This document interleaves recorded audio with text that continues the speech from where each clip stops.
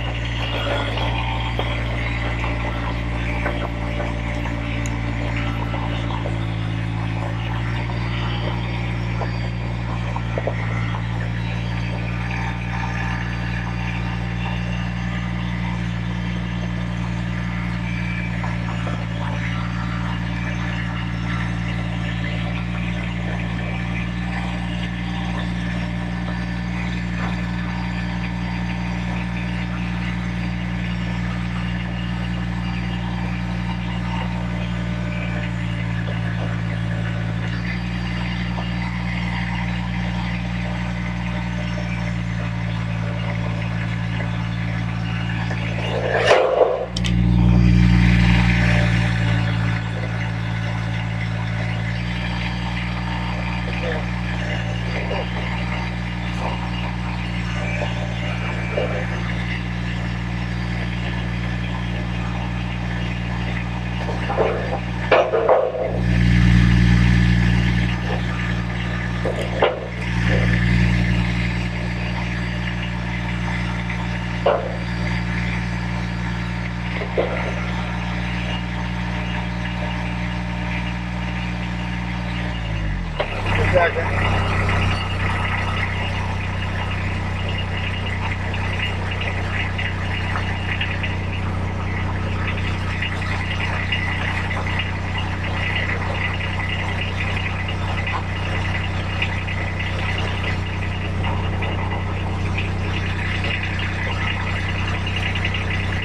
Come down.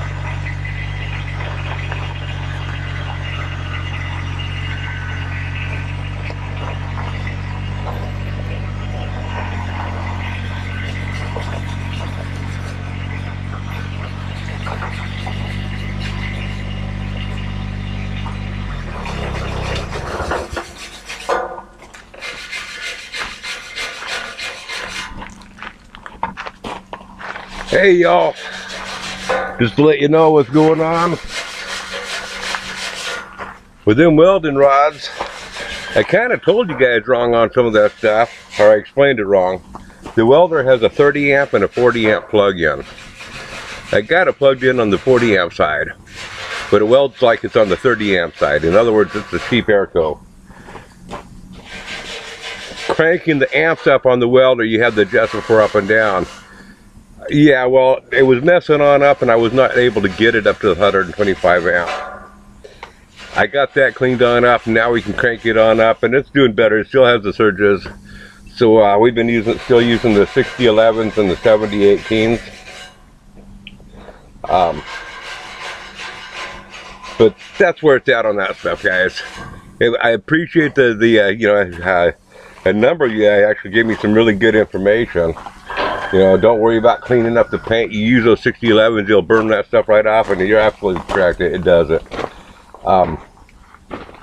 It's going fair. I opted not to use the 6013s because yeah, it does lay a pretty bead, but everything I read up on it, it doesn't lay a real strong weld. And I am going to be dropping logs on here that are about 2 foot in diameter, 16 feet long, and I don't want the weld to break. So if I had it have been able to get this thing to get more ampage, to do the welding, I would have probably gone that route, but hey, I got it to where it will put these rods down. So that's where I'm at, folks.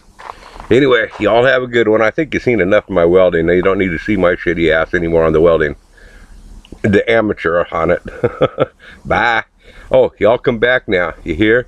And if the ladies can't find you handy, at least they can find you handsome.